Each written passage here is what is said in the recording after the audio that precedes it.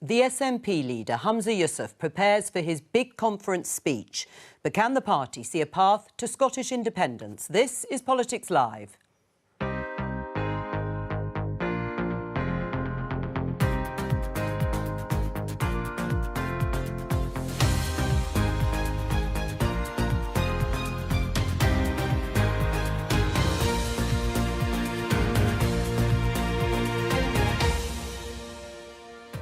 With me in the studio for this Politics Live special, the SNP's David Linden. And I'll be joined from Aberdeen by our political correspondent, Nick Eartley.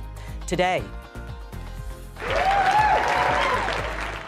the SNP agree a new strategy for independence as Humza Yousaf prepares to deliver his first speech as party leader. The fact is, we have hit a Westminster roadblock. So if they are going to deny us a referendum, then let us use the next general election to put independence front and centre. Fantastic campaign. But after a Labour victory in the Rutherglen and Hamilton West by-election, is the SNP losing support? A show of support from Nicola Sturgeon, but can Humza Yousaf deliver where she couldn't? You know that I think Humza's doing a fantastic job as leader of the party and as First Minister, and I don't think there's any doubt from what I've seen about who is in charge at this conference, and it's Humza Yousaf.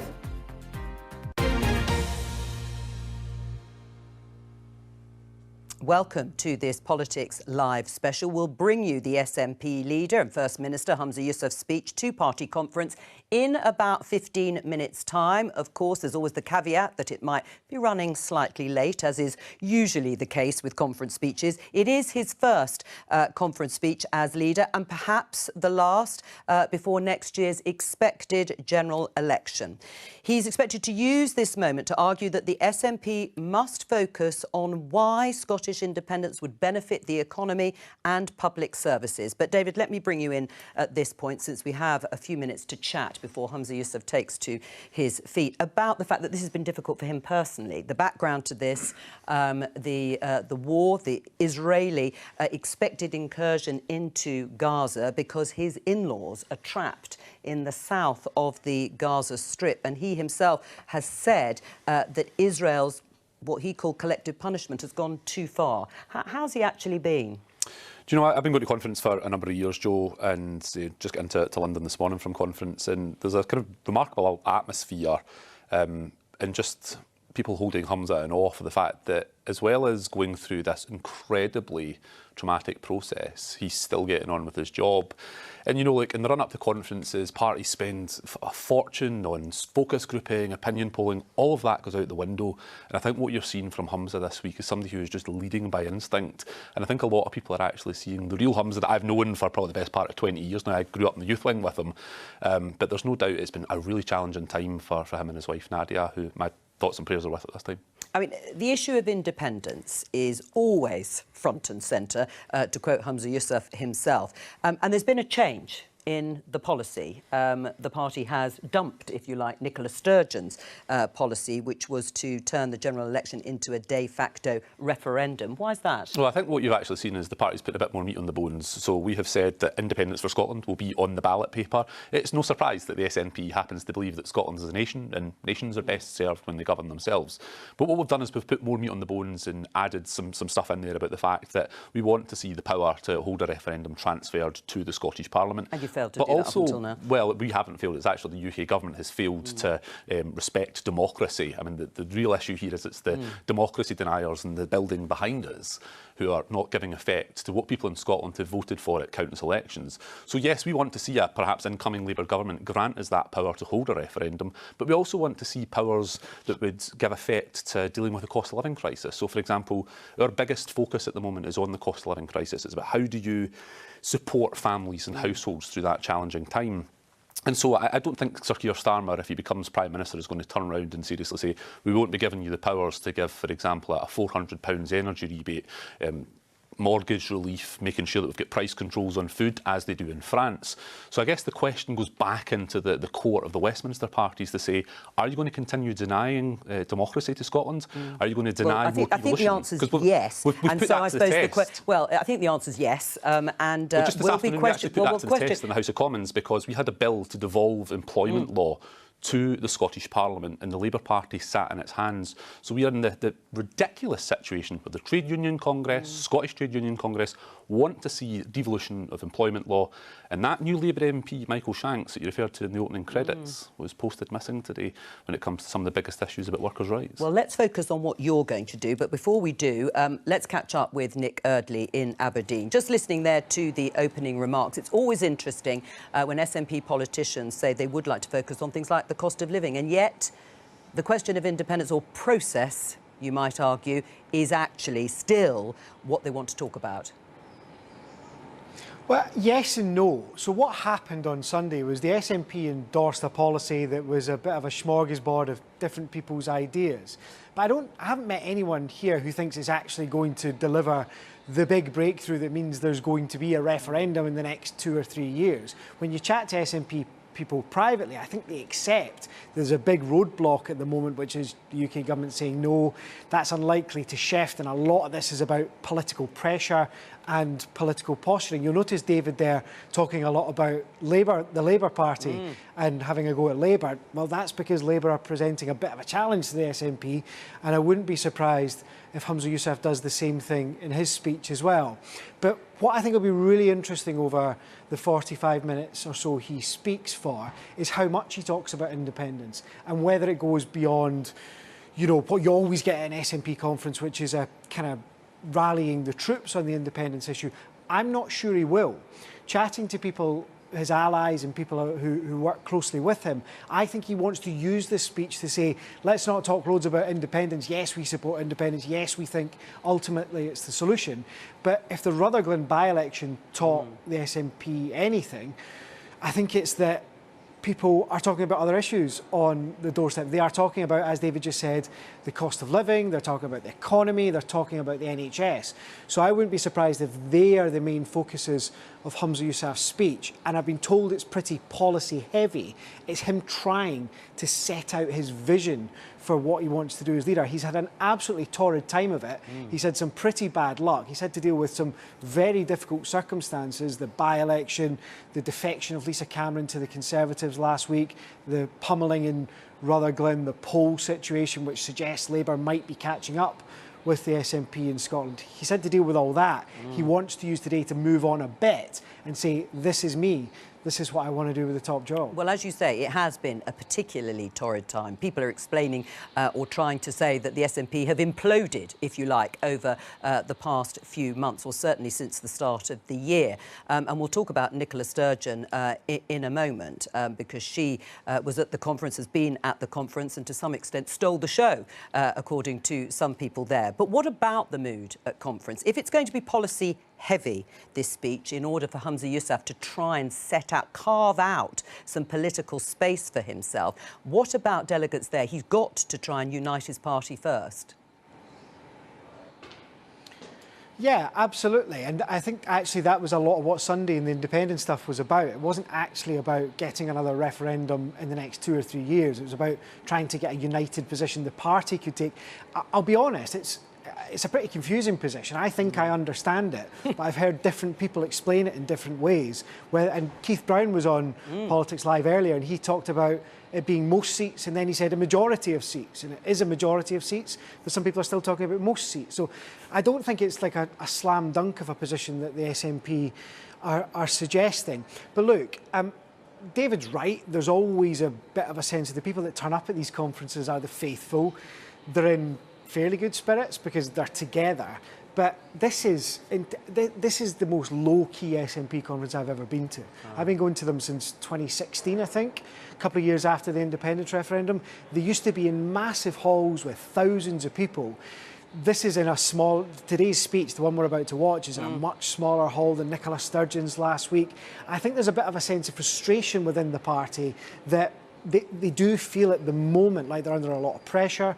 They're not on the march. They've not got much momentum. If anything, they're sort of in retreat and they're trying to figure out how to deal with that. Nick Eardley, we'll come back to you shortly. I mean, the party, it feels diminished. I'm saying this as somebody watching the party. It's very quiet there behind Nick Eardley. He says... That's because they're all in the hall well, waiting for a good speech. I know, but there isn't a feel and atmosphere. We're going to hear from some of the delegates that we spoke to earlier in just a moment. And, I mean, it's no wonder, because you have been through a really, really difficult few months. I mean, Nick Eardley mentioned the Rutherglen by-election. It was a pretty stunning victory for Labour. There were some special circumstances to do with that. And there is this sort of shadow still hanging over the party, this police investigation, senior members of the party, including Nicola Sturgeon, being arrested and released without charge. And Humza Yousaf has had to come in and deal with all of that. Does it feel diminished? Well, I think, look, first, I mean, Humza Yousaf, like, in the run-up to the Rutherglen by-election, I worked very closely with him, acknowledged that this is a challenging backdrop for the SNP. Well, I think that's an understatement, isn't it? Well, it's certainly a challenging backdrop. I mean, I don't think we want to catastrophise too much. I mean, look, the reality is the Scottish Government is still getting on with the day job. You know, just this morning announcing that extra £100 million a year going into the National Health Service. Sure. One of the first things Humza did when he came in as First Minister, in recognition of that cost of living crisis. Now, bear in mind the limited levers that we have as a government when it comes to the cost of living crisis. But you do have levers. He's tripled the fuel insecurity fund. So we are getting on with the day job and responding to people's priorities. I think that's a lot of what you're going to see in this speech. But is that why you've changed the policy when it comes to another independence referendum? Do you understand the policy, by the way? I do because we had the policy, deputy leader who did say most seats. He corrected it to majority of seats. So just to be clear for our audience and our viewers, you are saying that the SNP, if you win a majority of seats in Scotland at the next general election, that would be a mandate to ask for negotiations. Correct, and it's not an unusual phenomenon. Take, for example, the 2019 general election. The Conservative Party went into that election with a crisp, clear message to say, get Brexit done.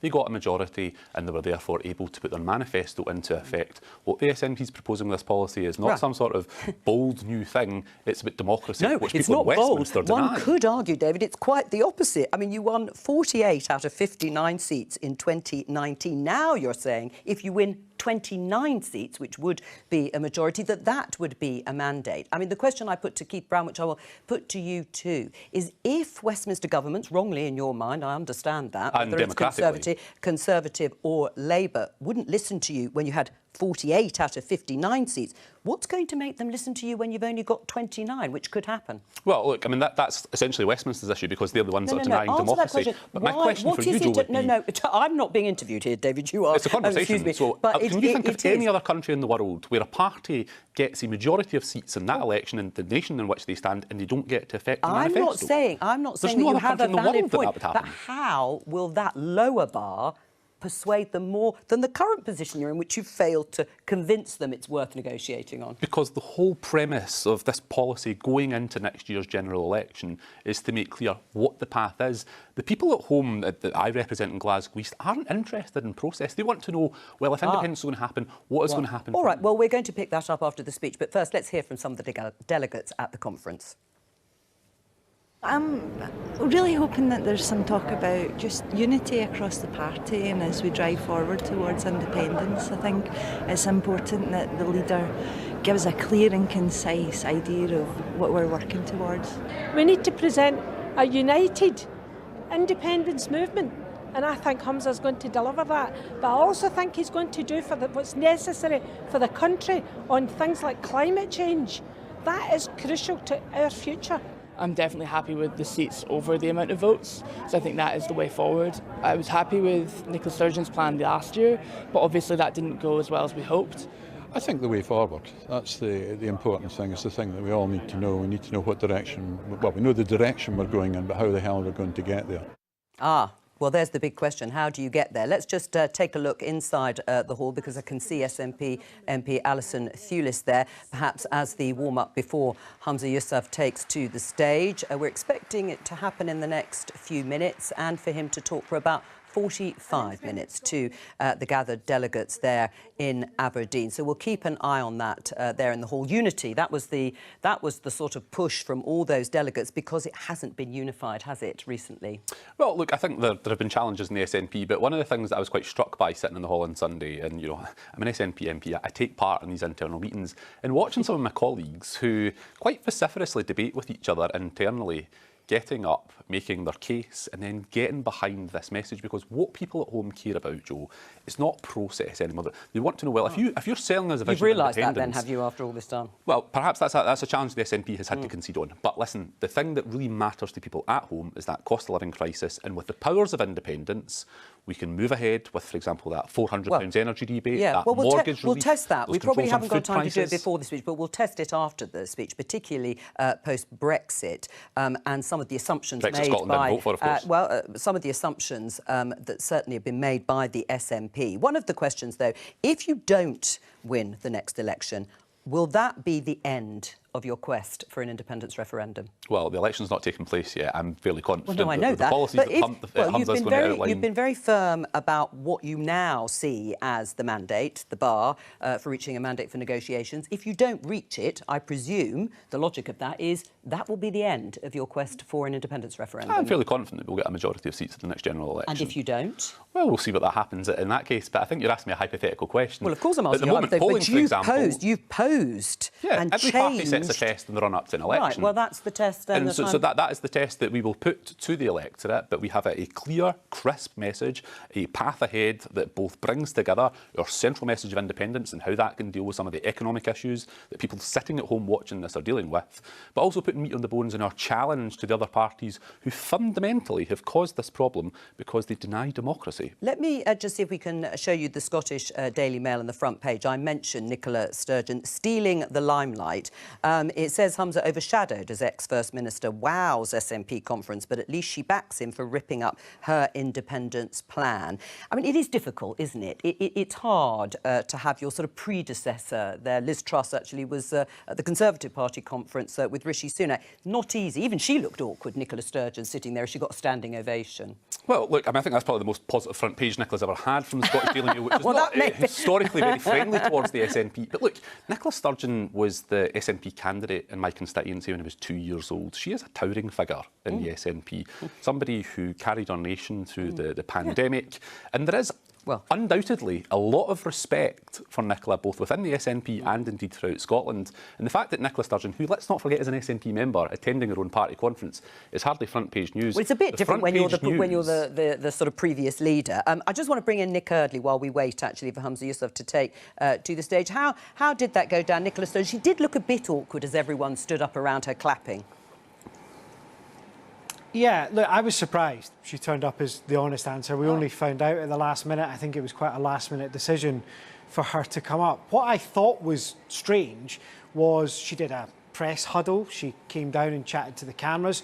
She was flanked by 3 government ministers, serving government ministers. Yes, they served under her, but they're now serving under Humza Yousaf. And it did feel like yesterday it was the big moment. It felt like it took a lot of the oxygen of publicity. It felt like she had the star power of the day.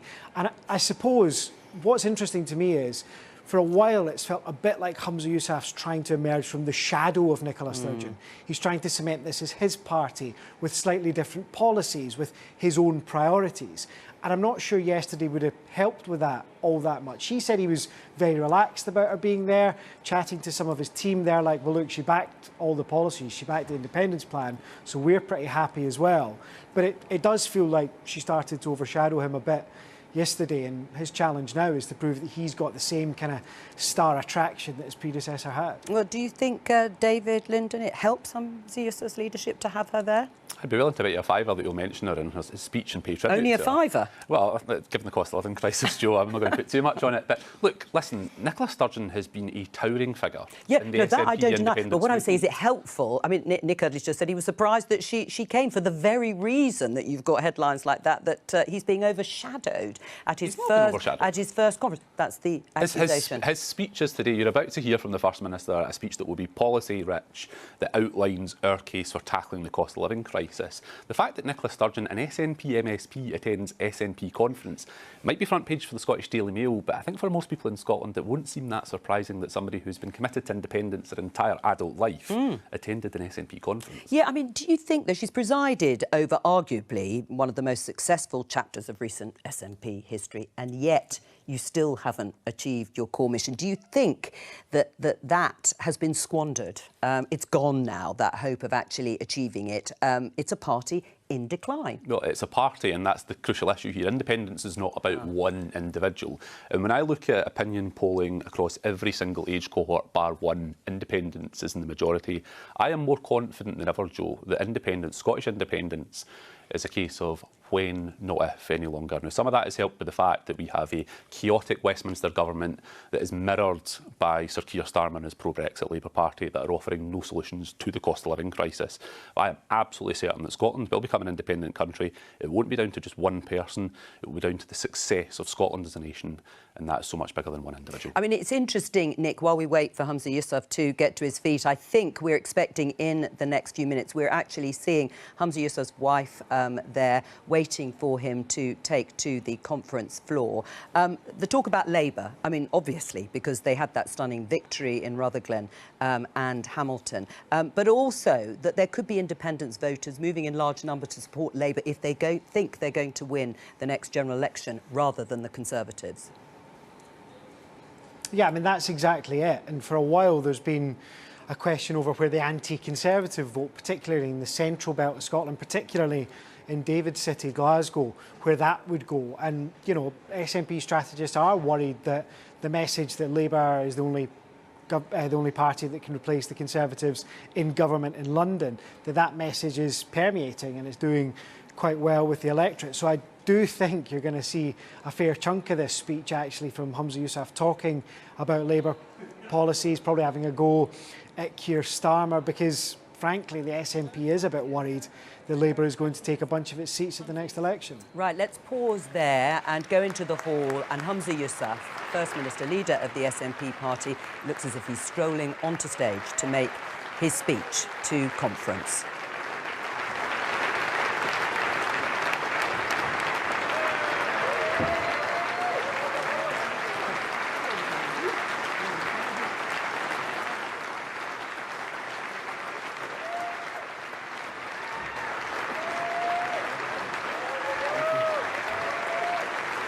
Humza Yousaf enjoying the moment there.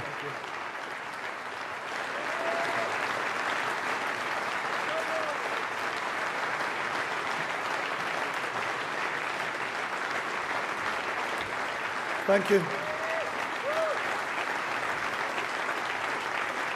Thank you.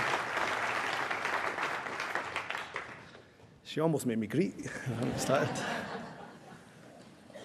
Delegates, this is a party that I consider my home, full of people I see as my extended family.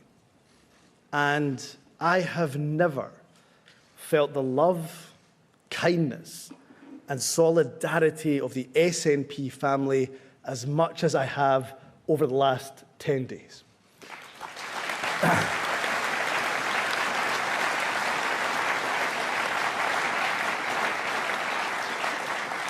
So on my behalf, on behalf of Nadia, on behalf of my girls, perhaps most importantly, on behalf of our family that is in Gaza, from the bottom of our hearts, we say thank you to each and every single one of you.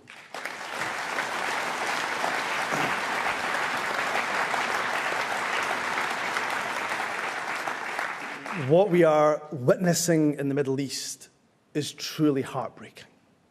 Imagine waking up on a Saturday morning during one of your holy festivals, as families right across Israel did last week, to find that your loved ones had been murdered or kidnapped by Hamas terrorists.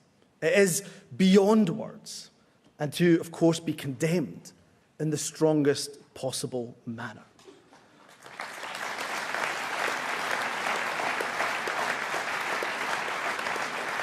Or imagine living in the Gaza Strip under constant bombardment right now. No food, no water, no power. Friends, tragically, we don't have to imagine. This is the reality for Israeli and Palestinian families alike. Too many innocent men, women, and children are suffering. The hostages must be released, and a humanitarian corridor must be opened. Vital supplies let in, and Gazans who want to leave must be allowed to leave. The blockade of Gaza must end.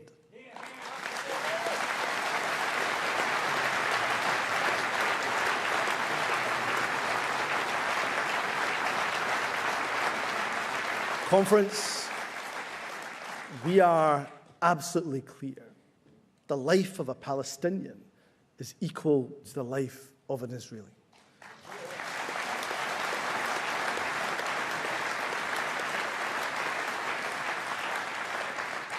It is right for the world to condemn the actions of Hamas unequivocally. But any form of collective punishment, as we're seeing in Gaza, can never be justified. 2.2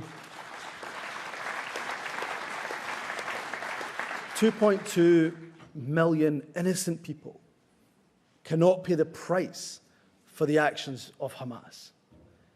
And here at home, to Scotland's Jewish, Muslim, and Palestinian communities, you are communities that I love. And I want you to know, as First Minister, as a fellow human being, I share the pain and I share the sorrow that you're feeling. I've attended your synagogues, your churches, your mosques, your communities I've grown up with, I've danced with, I've laughed with, and in this last week, that I have shed many a tear with. Each and every person in Scotland, from all of the vibrant communities of our nation, must feel safe here. And as long as I'm First Minister, let me be abundantly clear. There is no room for anti-Semitism, Islamophobia, or hatred of any kind here in Scotland.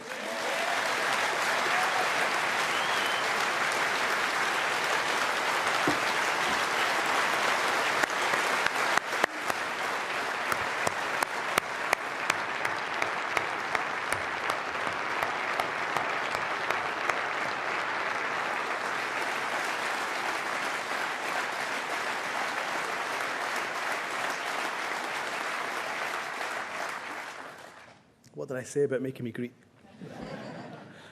Conference, the great American writer Toni Morrison said this: "No more apologies for a bleeding heart when the opposite is no heart at all.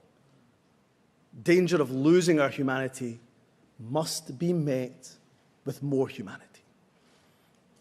In the past, people in Scotland and across the UK have opened our hearts and our homes.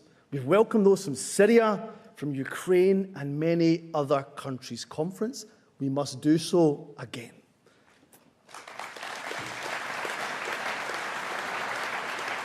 There are currently 1 million people displaced within Gaza. So therefore, I'm calling today on the international community to commit to a worldwide refugee programme for the people of Gaza.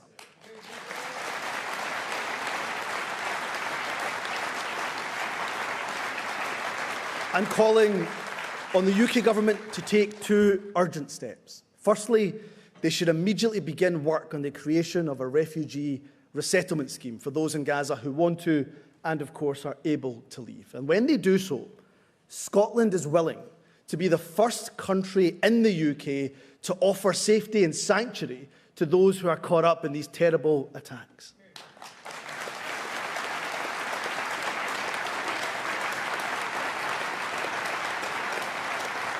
Conference, my brother-in-law is a doctor in Gaza. When we can get through to him on the phone, he tells us of scenes of absolute carnage, hospitals running out of medical supplies, doctors, nurses, having to make the most difficult decision of all, who to treat and who to let die. That can't be allowed, not in this day and age. So I therefore urge the UK government to support the medical evacuation of injured civilians in Gaza. And let me be clear.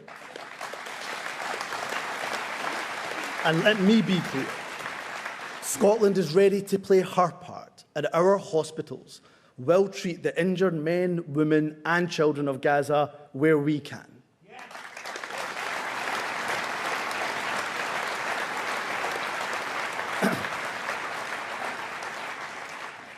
Delegates, I joined the SNP almost 20 years ago because I could see that it was an outward-looking, an internationalist party, resolute in its support for human rights right around the world.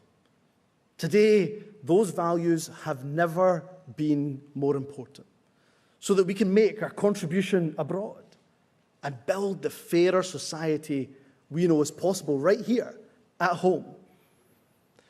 This is meant to be a rich country, yet it feels like too many are struggling, no matter how hard they work. It can seem like society is becoming even more polarised, when frankly, there is a lot more common ground than we realise. People see all this, and they want to know who has a plan to make their lives better, to make Scotland a fairer, a more prosperous country. Delegates, if we, the SNP, want to continue to be trusted by the people of Scotland, and if we want to take them on our journey to independence, then we need to show them that we have the answers to these questions. A couple of weeks ago, we had a tough night in the Rutherglen and Hamilton West by-election. Now, we can either spend time feeling sorry for ourselves, or we can take another course of action. Let me tell you what that is. We roll up our sleeves, we work harder than ever before for the people of Scotland, and this is how I'm going to lead this party forward. It starts by standing by our values, sticking up for what we believe in, and always, every day, standing up for the people of Scotland.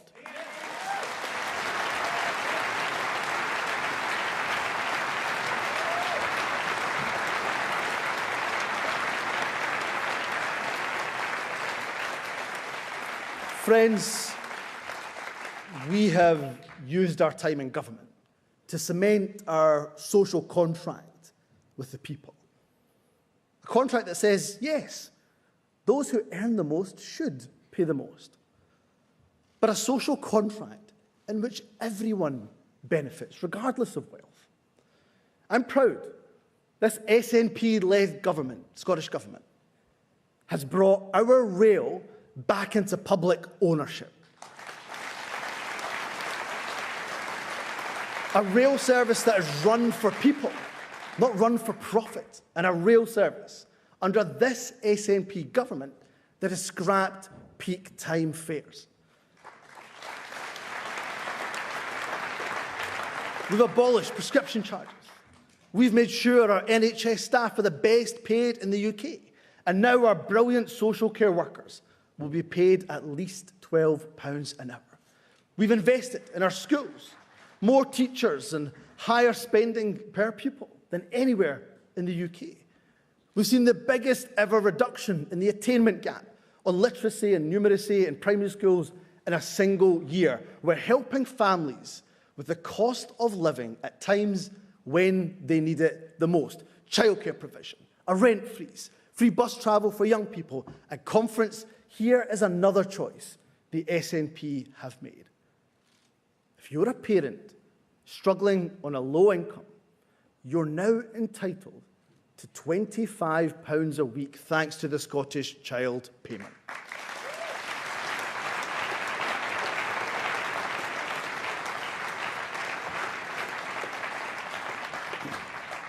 When budgets are tight, that's a huge investment for any government to make. But it's the right choice. Do you know what it means? It means an estimated 90,000 fewer children in Scotland are living in poverty this year because of the actions of the SNP government. That's a government that's delivered and delivering for the people of Scotland.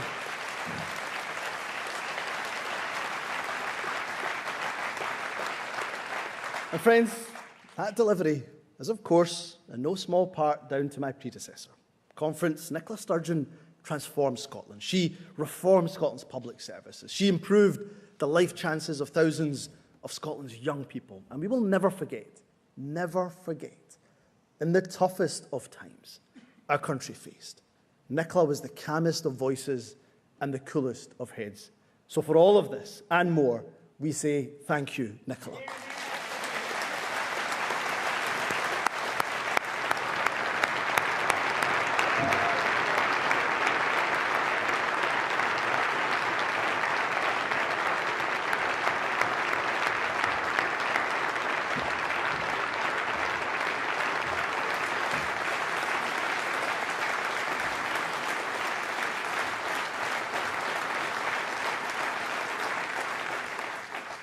Delegates, people are rightly interested in what we have done for them.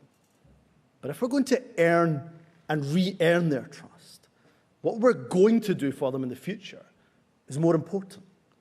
So let me tell you what we're going to do.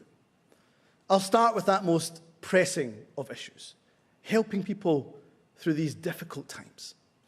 Nobody in Scotland caused this Westminster cost of living crisis, but almost everybody in Scotland is suffering because of it. And I never thought that in 2023, people on above average salaries would be coming to my constituency surgeries asking for financial help. Nurses, teachers, police officers, these workers, they're the very backbone of Scotland's public services. People like them are being hit by this crisis too. We know that people are filled with dread when bills are going up and up. Now, we can't stop all bills from rising, but where we can act, we absolutely should. I've considered carefully what steps we can take to help. Council tax bills in Scotland are already hundreds of pounds a year lower than they are in England. We're committed to fundamentally reforming local taxation. We'll re-energise our work to do just that. We have consulted on what level the council tax should be next year. At conference, we have listened and we have reached our decision. I can announce to the people of Scotland that next year your council tax will be frozen. And that's the SNP delivering for people when they need it the most.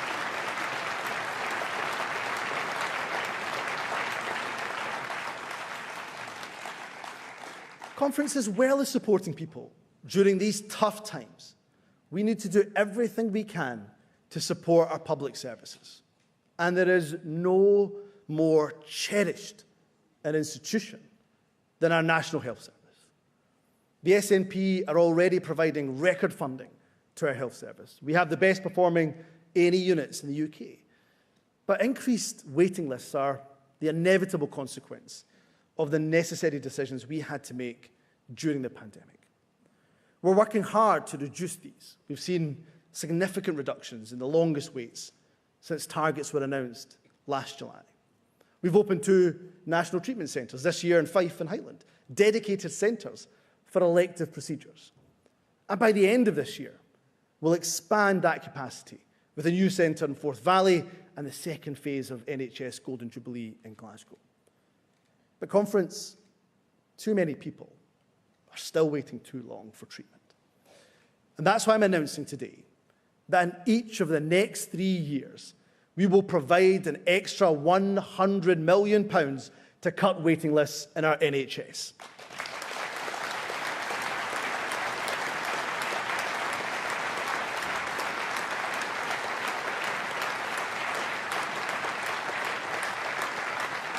This additional £300 million of investment will allow us to maximise capacity, build greater resilience into the system, and deliver year-on-year reductions in the number of patients who have waited far too long. This will reduce waiting lists by an estimated 100,000 patients by 2026. When our NHS needs us, this party steps up, delivering for patients, delivering for our NHS, and crucially, delivering for Scotland.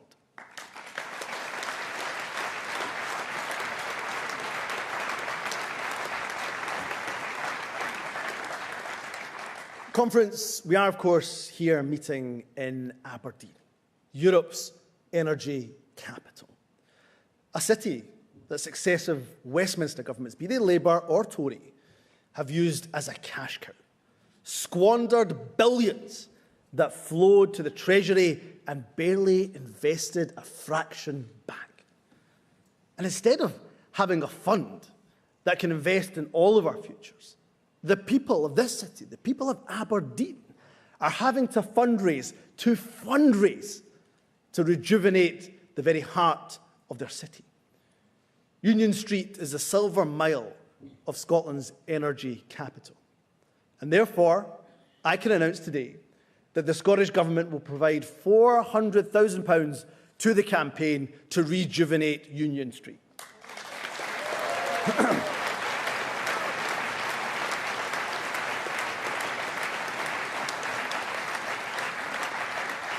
You see, delegates, this is just the latest in the transformation of Scotland's cities, whether it's here in Aberdeen and with Union Street, St James's Quarter in Edinburgh, the ambitious Clyde mission in the city of Glasgow. New life is being breathed into our urban centres. And in Dundee, a city very close to my heart, the SNP will support the superb regeneration of the disused gas works into a new Eden project, a beacon for regeneration and a beacon for green tourism.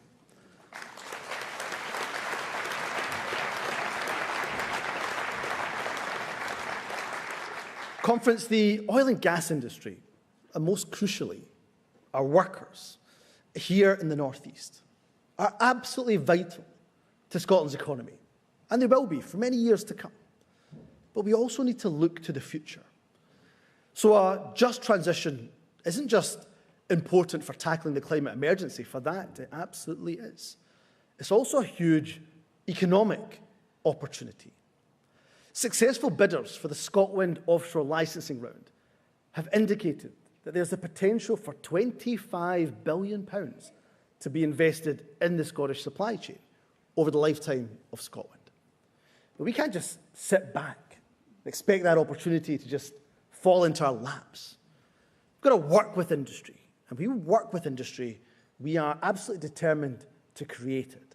So I can therefore announce today that over the next 5 years, the Scottish Government will invest up to £500 million to anchor a new offshore wind supply chain right here in Scotland.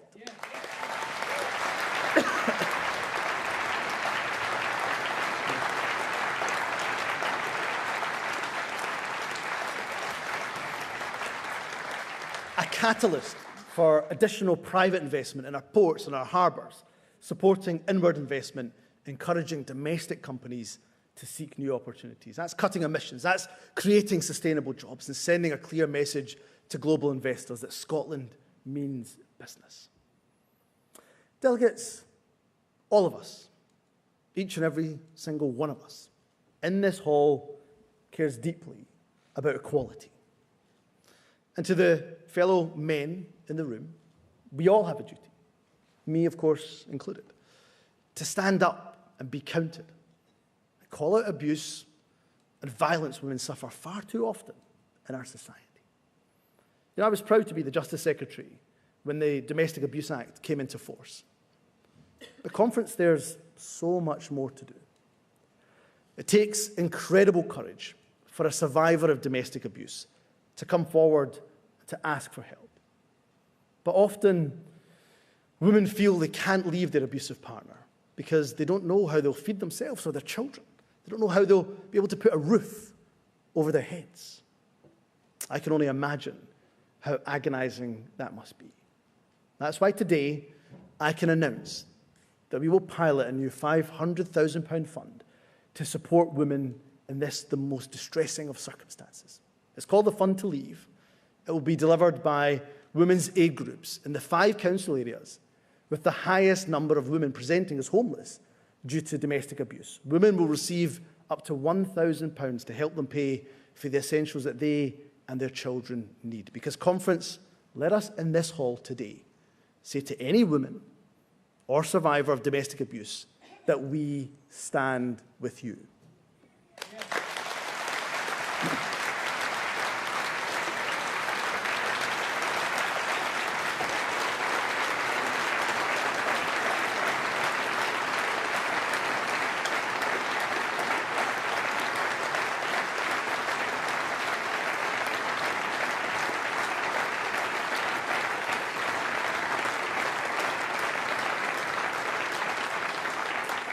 Conference, our nation, it's rich in culture and the arts.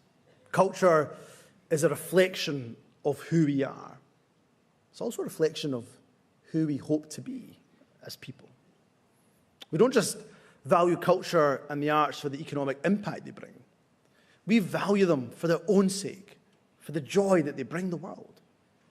And delegates, you heard exactly what a joy culture brings to young people earlier this afternoon when you were treated to a brilliant performance by Sistema's Big Noise Govan Hill. And I can tell you, conference, they have more musical ability in their left pinkies than I do in my whole body. But nonetheless, I do want to send a clear signal today about my ambition for culture in Scotland. We're not just going to protect our arts funding. We're not just going to increase it in line with inflation. No, delegates, we're going to go further than that. I can announce today that over the next 5 years, we will invest, and we will more than double our investment in Scotland's arts and culture.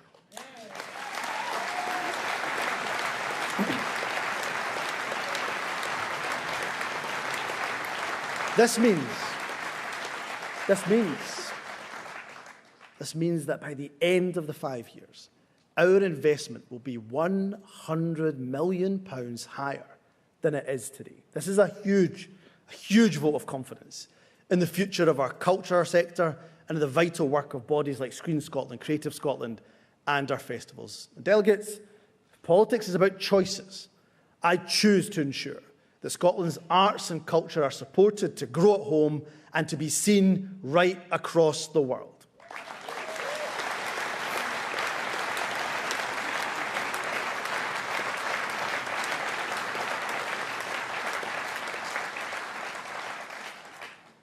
Conference, the choices we make, they're driven by our principles, our convictions, our values.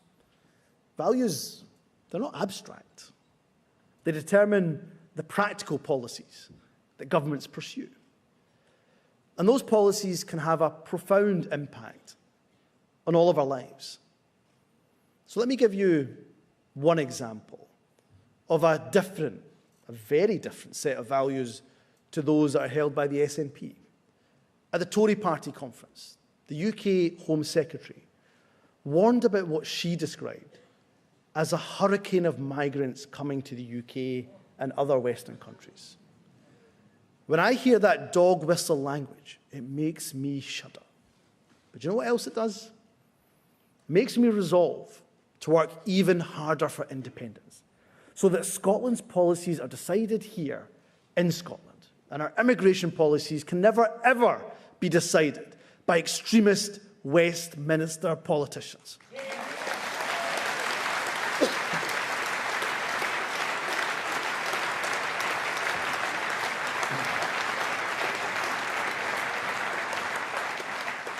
You see, not only is the anti-migrant rhetoric morally wrong, of that is, it's also bad for our economy. Our migration policy, it'll be based and founded on core principles. It'll be welcoming, it'll be internationalist, it will be compassionate.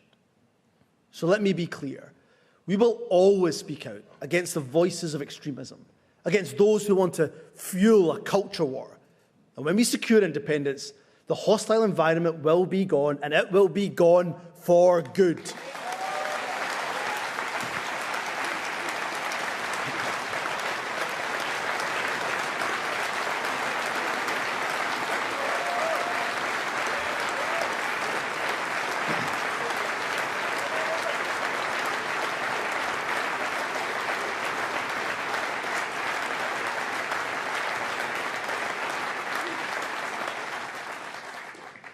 Friends, it says something, doesn't it, about the modern-day Tory party, that such rhetoric from the Home Secretary is seen as a pitch for the leadership. Suella Braverman's most compassionate moment came when she stood in the tail of a guide dog conference. But to be serious, the Tories making the culture wars their election strategy. Do you know what it says? It says the Tories know they're defeated. They're done. They're finished. Conference, good riddance to them.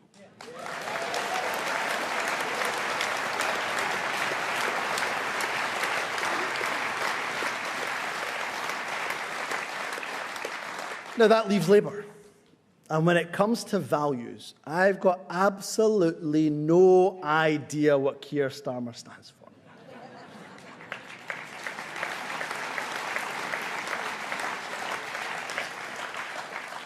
When it comes to Keir Starmer, the closer he gets to Downing Street, the further he retreats from his principles.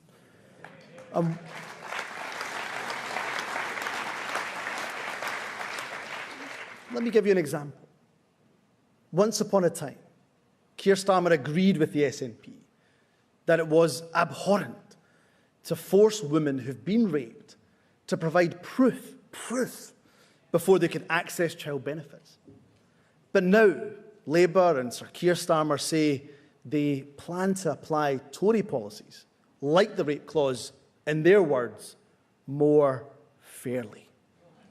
Delegates, the so-called rape clause is one of the cruelest policies devised by this inhumane Tory government. The only fair thing to do with the rape clause is to abolish it.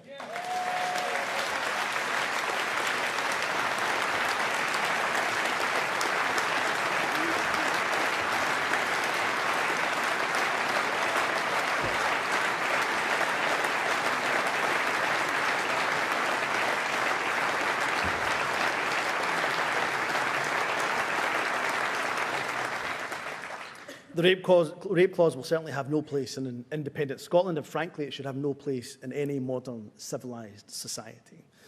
Conference, the Tories are finished. Labour has abandoned its principles, but the SNP will always stand by ours.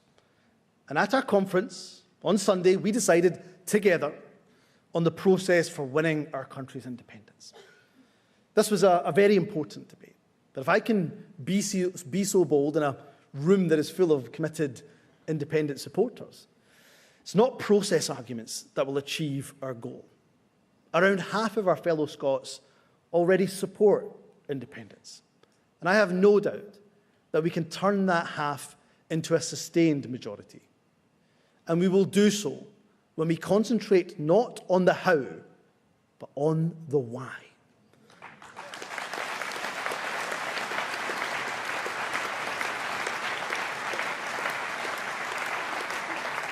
And we came together on Sunday and we agreed.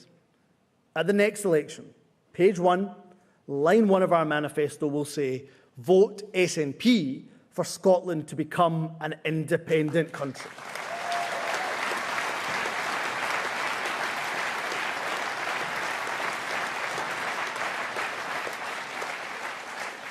And the reason that will be page 1, line 1 of our next manifesto is because independence is about building a better Scotland. Independence is not simply an end in itself. It's inextricably linked to the cost of living crisis. It's about raising living standards. It's about protecting our NHS. Above all, it's about a new well-being economy, an economy that works for the people, not the other way round. And on the economy, Keir Starmer says he wants growth, growth, growth. Well, there's a huge problem with that, because he also supports Brexit, Brexit, Brexit.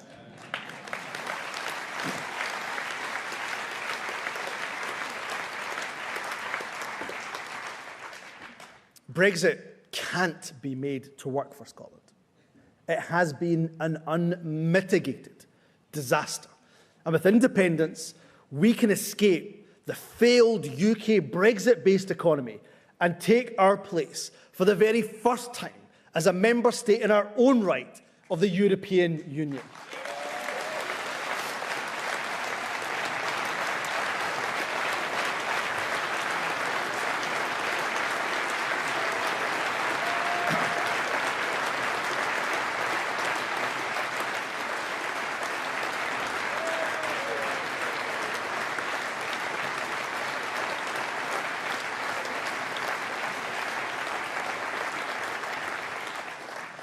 Conference, we know that people have suffered because of Westminster crashing the economy. We know the challenges that people are facing every day. But delegates, we do not seek independence for Scotland despite these challenges. We seek independence for Scotland because of them. European countries that are like Scotland are fairer and wealthier than the UK. Ireland, Norway, Denmark, Austria, Finland, and other comparable nations have higher national income per head than the UK. They have higher productivity, lower inequality, lower poverty. So with all of our talent, with our world-class food and drink, world-class universities, world-class sectors like life sciences, video games, financial services, with an abundance of renewable energy, and Conference, most importantly, with a hard-working, gallus, talented people as our greatest asset, I ask the question, why not Scotland?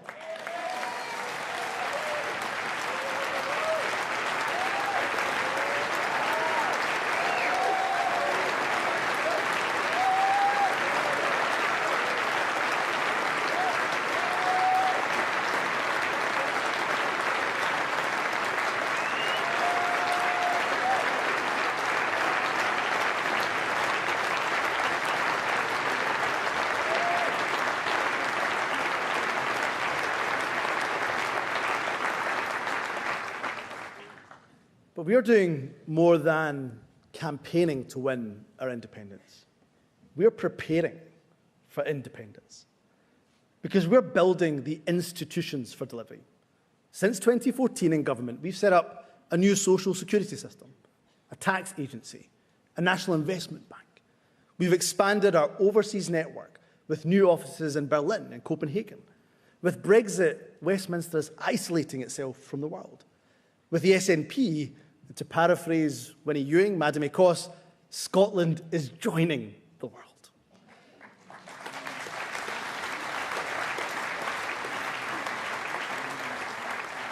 Friends, we're going to take further steps that will both provide direct benefits under devolution and will also prepare us for independence.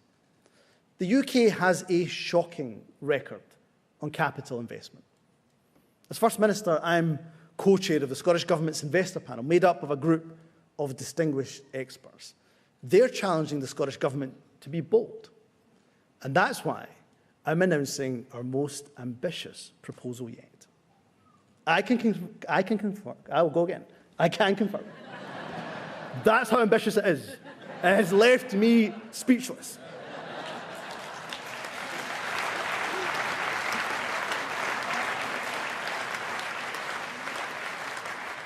I am delighted to announce our most ambitious proposal yet.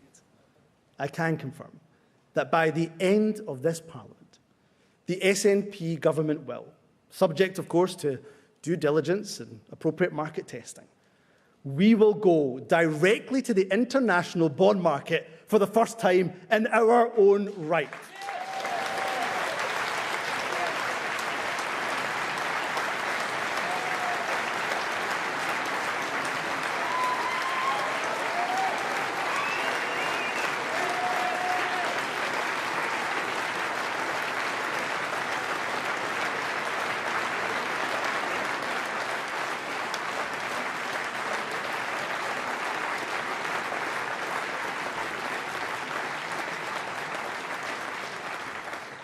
To fund vital infrastructure projects like affordable housing, we will issue Scotland's first ever bond.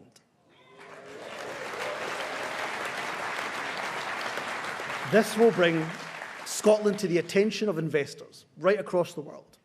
It will raise our profile as a place where investment returns can be made. And in doing so, we will show the world not only that we're a country to invest in today, we'll also demonstrate the credibility to international markets that we will need when we're going to become an independent country. Delegates, the SNP is delivering for the people of Scotland, and brick by brick, institution by institution, we are laying the foundations for what will be our newly independent state. We are truly living in the early days of a better nation.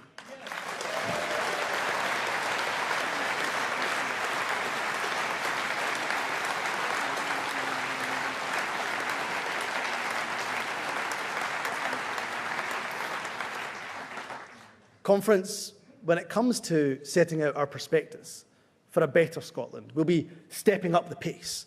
We've set out our macroeconomic framework, detailing currency policy.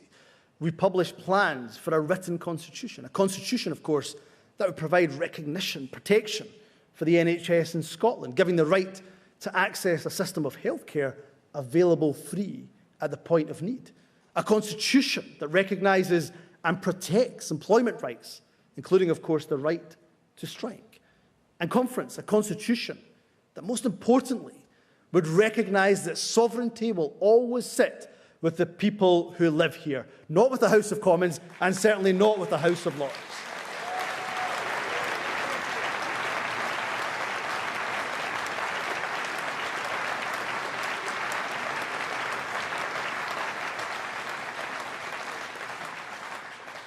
And precisely because our plan for a new economy will be at the heart of our new independence prospectus, we'll shortly bring forward our plans for migration. We'll set out our plans for industrial policy. We'll show how we can improve conditions for businesses and, crucially, for workers too. We'll show how we can encourage greater private sector investment in Scotland. Success for Scotland, it will not come automatically. We all know that. Our success will be determined by all of us as a country and by the decisions that we take. You know, Scotland's at its best when we are at our most confident. Just look at Steve Clarke's men, the magnificent Scotland men's team.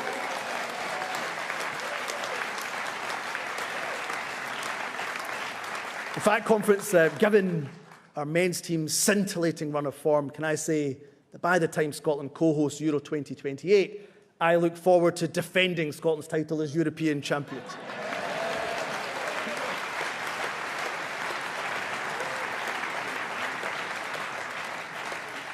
Conference, there's nothing wrong with being an optimist. Delegates, all too often, some people talk about Scotland's immense contribution to the world as if it's something that's over. But for me, Scotland has a lot more to offer tomorrow than we did yesterday. If we are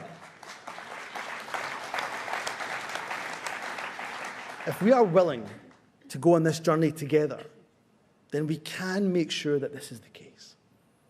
Every single person living here can play their part in building a new Scotland. All of us will have a stake in our new country, and we all deserve to enjoy the fruits of that success. Let's remember that we in this party are the custodians of a cause that's far greater than all of us. In a world where it can be easy to feel powerless, there's no greater act of empowerment than to take our destiny into our own hands. And there is no greater gift that we can leave our children than a country which is theirs to create in their own image. Conference, that which we seek for our nation is neither unwise nor untested. It is neither unreasonable nor unobtainable. Rather, it has been the stated ambition of nations the world over for the simple reason that independence works. Nations today, which relative to Scotland's great age, are in many cases mere youngsters. And that, my friends, is the great irony about Scotland's journey towards independence. One of the world's oldest nations will become its youngest independent state. And with the vitality of youth, we can step out into that world anew, into the bright light of a new dawn, with our eyes wide open to a whole new world of possibility.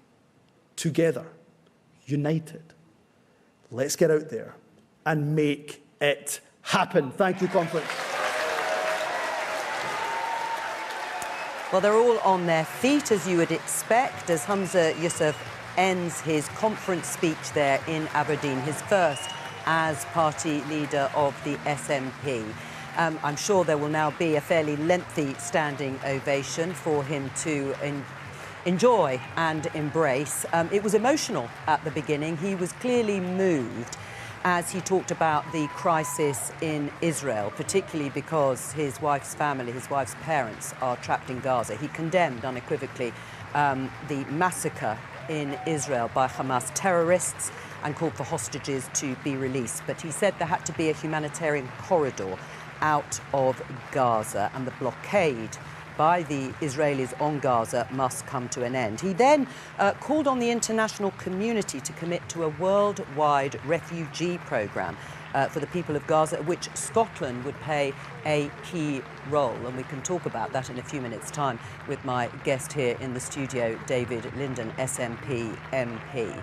There were a lot of announcements, a lot of spending commitments and spending more in various areas in Scottish society. And the question there, I suppose, is where the money will be found. There was, of course, talk of independence, but it didn't dominate in quite the way it has in previous speeches. He's being embraced there by his father, there on the front row, and his mum, and no doubt by his wife, Nadia El Nakla. As I say, emotional time for them at the moment. Let's bring in David Linden and talk a little bit. First of all, your reaction to the speech. It was about 45 minutes long. It was wide-ranging. What did you think? I think it outlined who Humza is as a person. I think it also outlined his vision. And most importantly, with the powers that he has as First Minister, what we're trying to do to help people with the biggest issue right now, the cost of living crisis. That freeze, that commitment to a freeze on council tax will be warmly welcomed in communities right across Scotland, because one of the things that I've seen when I've been on the doorsteps, and I've been on the doorsteps an awful lot recently, is people in all income brackets saying, I'm struggling right now, I need help. And I think what you've seen from Humza Yousaf there is a commitment to do what the Scottish Government can, but also outlining that vision of how Scotland could be a fairer, wealthier, independent nation. I think it was packed with lots of policies on it, I'm sure many of which you're going to ask me about, but I think it was just a really good speech that outlines his vision for the country. Right, I mean, that freezing of council tax was certainly the most eye-catching. It got a massive cheer in the audience, as you would expect. What about local authorities? That's pretty tough for them, providing vital services, and you are imposing on them a freeze to part of their revenue to deliver those services. Well, we don't impose anything on local authorities. There's always a relationship with local government. That's why there was the Verity House agreement just recently, which I'm sure you're very familiar with, resetting that relationship with Scottish local government. This is in strong recognition of the fact that in communities in my constituency and right across Scotland, people are really struggling, and every single time a bill lands on their doorstep, it is going up. And for the things that we can control, working with our colleagues in local government, we're going to freeze. Well, and people will welcome that. Are you going to make up the shortfall then to councils? Well, we work with the budgets that we've got at the moment. Of course, one of the natures of devolution is that we've got to largely work with fixed budgets. That's something that we've done, unlike the Westminster government, who crashed the economy last year, for which we're all paying a massive price. Well, as you say, you do have levers. I mean, there were a lot of commitments from Humza Yousaf. He said that the Scottish Government will invest up to £500 million to anchor a new offshore wind supply chain right here in Scotland. there would be a £500,000 pilot fund to support women in the most distressing of circumstances. There was money for rejuvenating city centres and high streets and Aberdeen. And also, over the next 5 years, we will more than double our investment in Scotland's arts and culture. Where are you finding all this money? Well, I'll take, for example, just one of the policies in there, that £500,000 that is going towards women who have been subject to domestic abuse. What a contrast, Joe. We've got a Scottish Government that recognises women who have been through the most unimaginable torment possible. Contrast that to Sir Keir Starmer and Rishi Sunak, who want to make women prove that they have been raped simply in order to receive child benefit. I don't deny that committing that amount of money for a cause like that is hugely worthwhile. But taking it in the round, I haven't been able to add up every single commitment. Where will you find the money? Well, we have to work within the fixed budgets that we've got at the moment. Right. But this speech from Humza, I think, was a real opportunity to outline what his ambition is, what his vision is, and I think he has set that out today.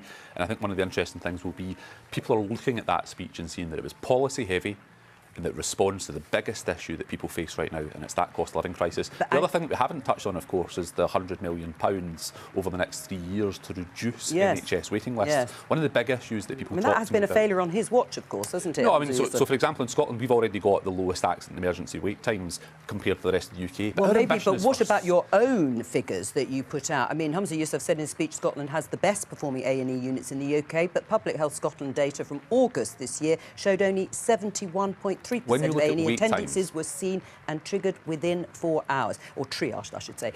So not comparing to other parts of the UK, but by your own metrics. Well, that's the very point, is that we don't just want to compare ourselves to other parts of the UK. We want Scotland to have the best NHS, and that is why the First Minister has invested that £100 million more over the next 3 years to reduce those waiting lists. Right, well, Humza Yousaf seems to be back. He's just finished. No, he's just telling everybody to go on with it now. Absolutely, there for the cameras. Let's catch up with Nick Eardley, who was inside the hall for the speech, is now outside, particularly on that policy of freezing council tax. David Linden said they're working with local councils, so I presume they all warmly welcome this freeze. I doubt it, is the honest answer, Joe. There was a council tax freeze in Scotland for the best part of a decade. It was controversial. There was then a limit on how much councils could increase council tax by. That was only lifted a couple of years ago for the 22-23 year, and it's back. So it'll be interesting to see the reaction to that. I think there will be some concerns raised, some concerns already raised by the Greens, the Scottish Greens, who are in government with the SNP Holyrood. I just want to read you one line of what they said. They said, "We are concerned about the effect this freeze could have on already strained frontline public services if it's not properly funded."